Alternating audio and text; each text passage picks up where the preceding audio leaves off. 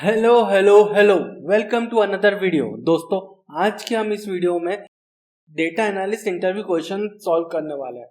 अब बेसिकली ये interview question नहीं है, इनफैक्ट इंटरव्यू से पहले एक असाइनमेंट सॉल्व करना होता है, तो हम वो वाला असाइनमेंट सॉल्व करेंगे। वो डेटा एनालिस्ट से रिलेटेड ही है असाइनमेंट। तो होता क्या है कि जो प्रोडक्ट बेस्ड कंपनी होती है वो इंटरव्यू लेने से पहले एक असाइनमेंट रोल आउट करती है। अगर आपने वो असाइनमेंट सॉल्व करा तभी आपका इंटरव्यू होता है। तो आज के हम इस वीडियो में ऐसा ही एक असाइनमेंट सॉल्व करेंगे।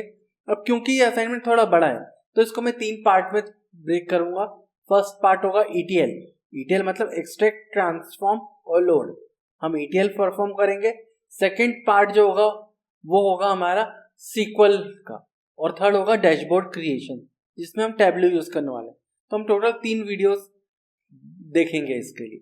तो ये पहला जो वीडियो है इसमें हम ETL करने वाले हैं, ठीक है। अब क्योंकि ETL क्यों करना पड़ेगा, क्योंकि हमारा जो डेटा है वो है गूगल ड्राइव पे। वहां से हम पुल करके हमारे डेटाबेस जो कि पोस्टग्रेस है उसमें हम एक्सट्रैक्ट करेंगे हमारे डेटा को। फिर हमें कुछ ट्रांसफॉर्मेशन करने पड़ेंगे क्योंकि डेटा हमारा क्लीन डेटा नहीं है।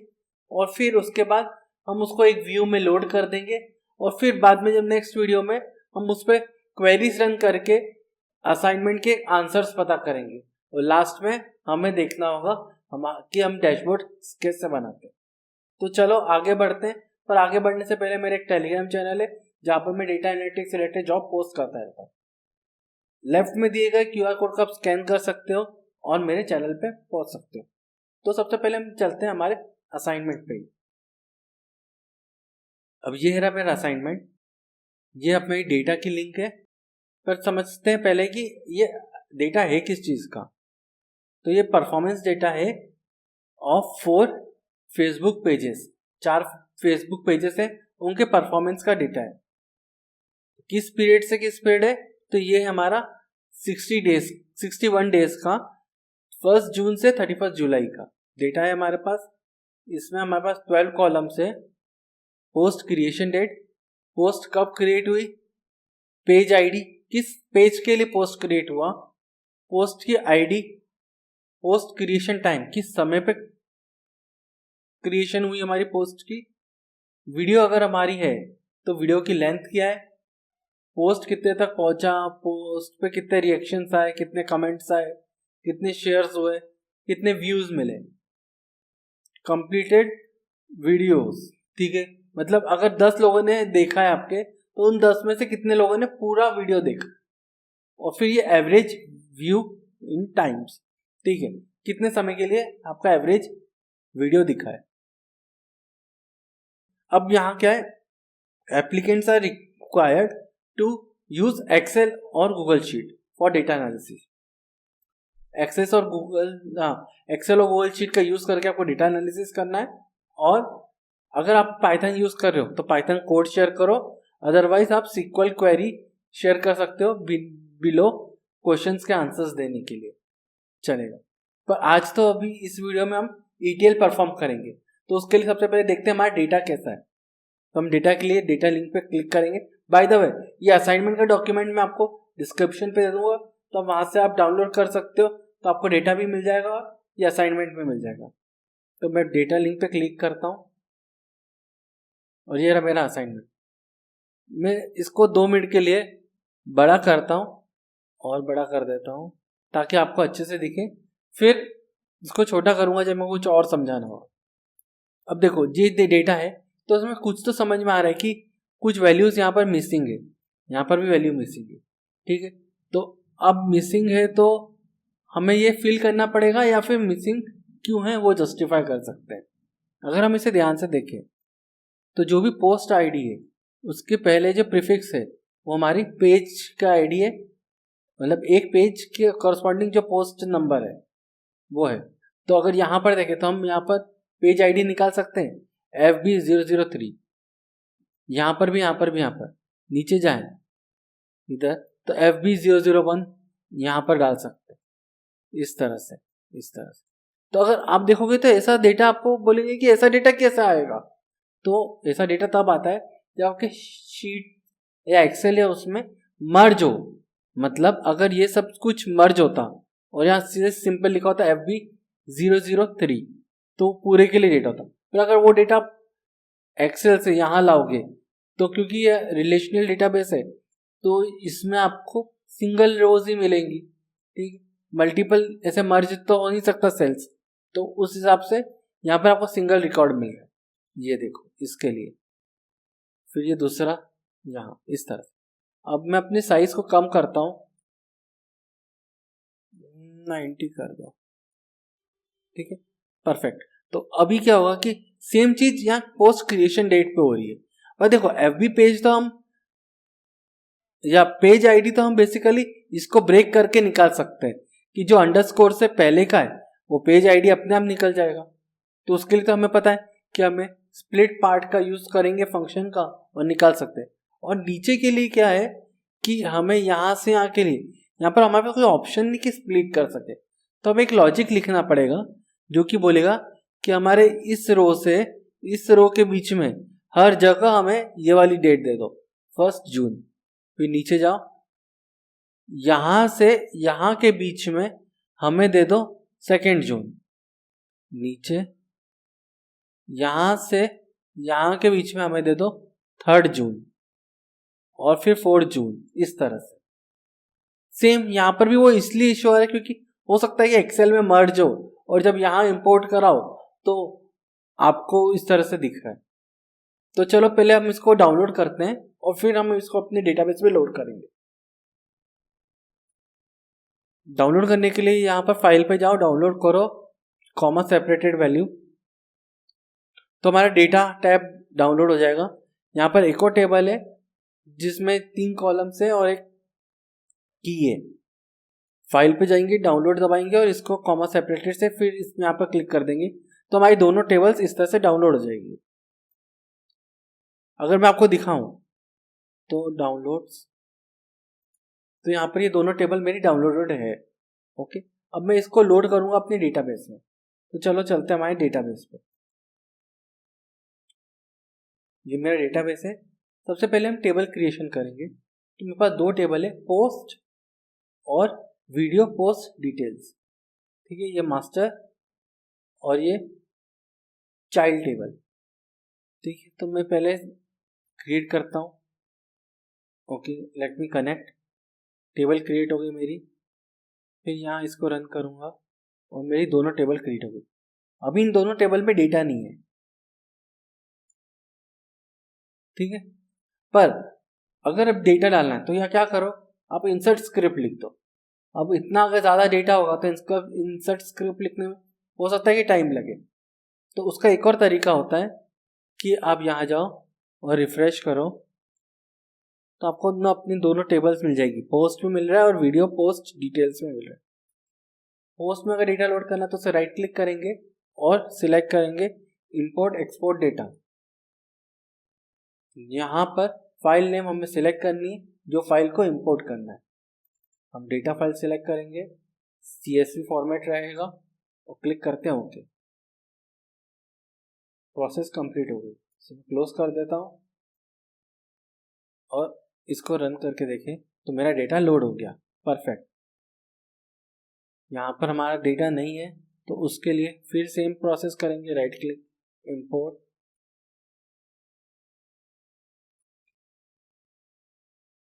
डेटा लोड हो गया।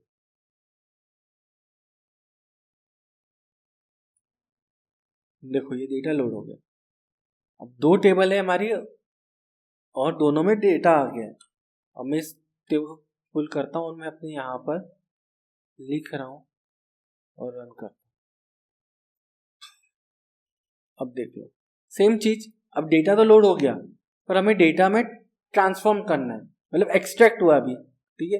डेटा हमने अपने एक्सट्रैक्ट कर लिया और अब ट्रांसफॉर्म करते हैं। तो सबसे पहले हमें क्या करना है, अब हमें कॉन्सेप्ट समझना होगा कि हम इसको किस तरह से एक्सट्रैक्ट करेंगे।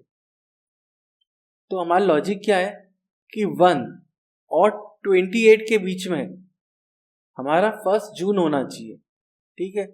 फिर 28 और 53 के बीच में हमारा 2 जून होना चाहिए और इस तरह से। तो 1 से 28 के बीच में 1 जून, 28 से 53 के बीच में। तो ये डेट याद रखो, 1 से 28, 28 से 53। मैं इसलिए याद रखने का बोल रहा हूँ क्योंकि जब मैं क्वेरी लिखूंगा तो आपको यहाँ दिखना चाहिए कि 1 से 28 के बीच में मेरा ये डेट, 28 से 53 के बीच में मेरी 2 जून, इस तरह से। अभी मैं लिखते जाता हूँ, आपको समझ जाएगा।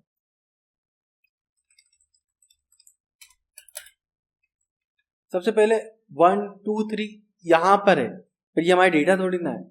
हमें अगर हमारे टेबल पे 1 2 3 चाहिए तो उसके लिए हमें रो नंबर का यूज करना पड़ेगा। तो मैं रो नंबर यूज कर रहा हूँ।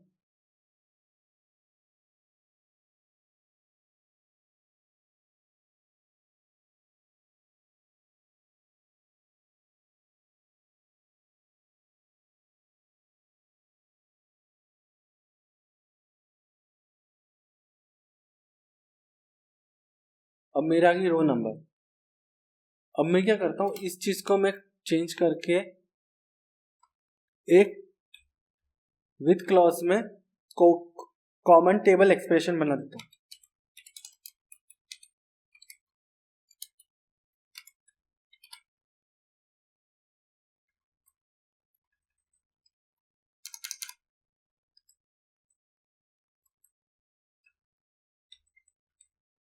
ठीक है, और इसके यहाँ पर नीचे में डाल रहा हूँ सिलेक्ट फ्रॉम CT1।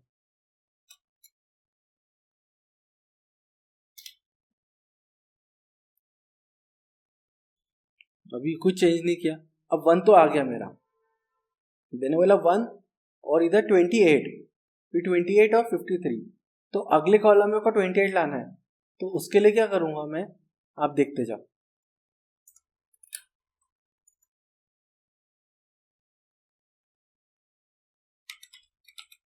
वेयर ये post creation date is not null करना पड़ेगा। तो मैं कॉलम का नाम कॉपी कर रहा हूं मैं,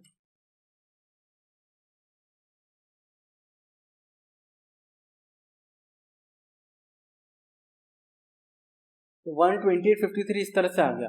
पर अपने को यहाँ 28 चाहिए, तो 1 से 28, 28 से 53। तो अब मैं क्या करूँगा, एक लीड फंक्शन का यूज करता हूँ। आप देखते जाओ, आपको समझ जाएगा।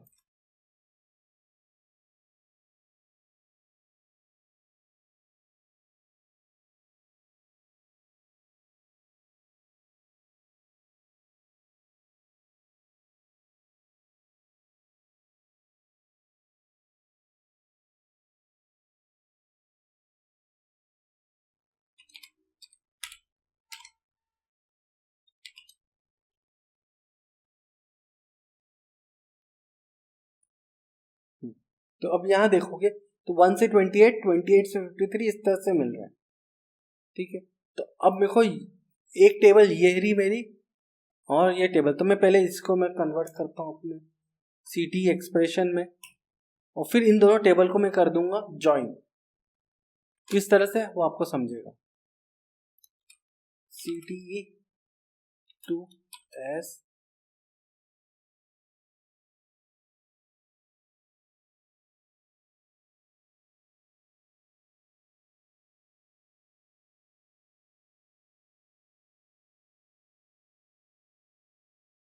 यहाँ पर आएगा comma,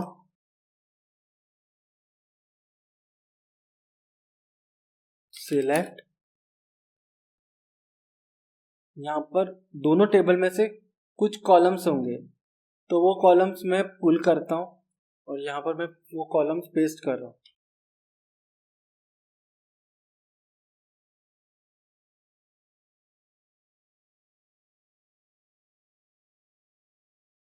from CTE1 inner join, inner में एम करना,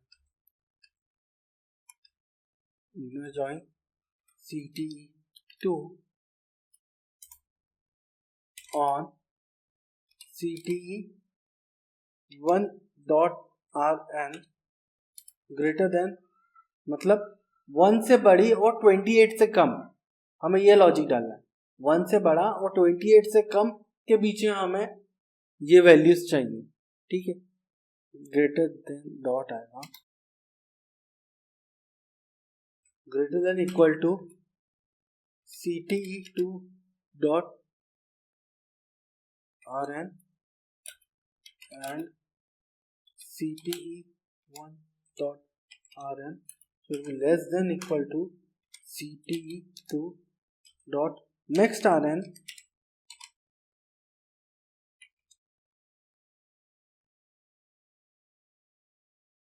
और इसको जब मैं रन करूँ, इनफैक्ट नेक्स्ट नहीं, मेरे को 1 से 28 के बीच में, तो RN माइनस 1 मतलब 1 से 27, क्यों 1 से 27? वो मैं इसको रन करूं तो आप देखोगे यहाँ पर कि 28 पे तो ऑलरेडी है मेरा, तो मेरे को 1 से 27 के बीच में मेरे को ये वैल्यूज चाहिए, ठीक है। तो अब मैं इसको रन करता हूँ तो ये मेरे को वैल्यूज मिल गई। 1 जो है 1 जून और मेरे को 27 तक है, 28 से 2 जून चालू हो गया, फिर 52 तक वो चलेगा, 53 से 3 और सो ऑन। तो एक ये डेटा तो आ गया मेरे, क्योंकि यहाँ पर आप देखोगे तो ये देखो इस तरह से। अब ये पोस्ट क्रिएशन डेट मेरी यहाँ पर और 2 बार आ रही है, तो मैं पोस्ट क्रिएशन डेट को मैं हटा दूंगा। अब मुझे क्या करना है, पेज आईडी को करेक्ट करना है, क्योंकि यहाँ पर वो पेज आईडी भी नल है मेरा, तो मैं इसको इस वैल्यू को करूँगा स्प्लिट। तो मैं उसके लिए डाल रहा हूँ स्प्लिट पार्ट, ये फंक्शन है मेरा, पोस्ट आईडी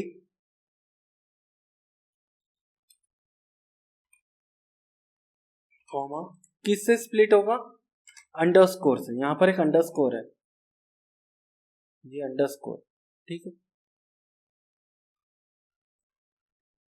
स्प्लिट हो गया कॉमा 1 और इसका नाम दे देता हूं मैं पेज आईडी, और मैं इसको कर देता हूँ हटा दे। आई थिंक ये चल जाना चाहिए, कॉमा आएगा, सॉरी, परफेक्ट।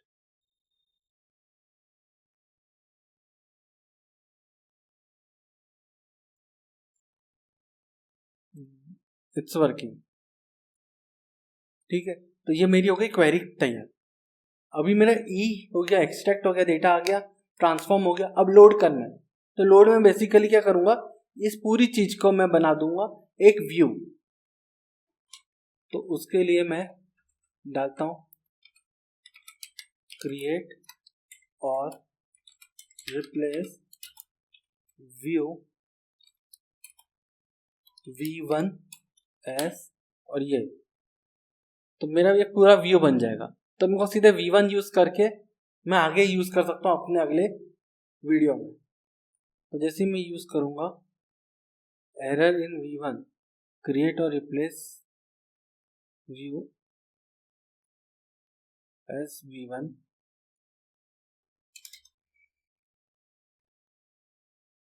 या तो रिप्लेस हटा के देखूंगा,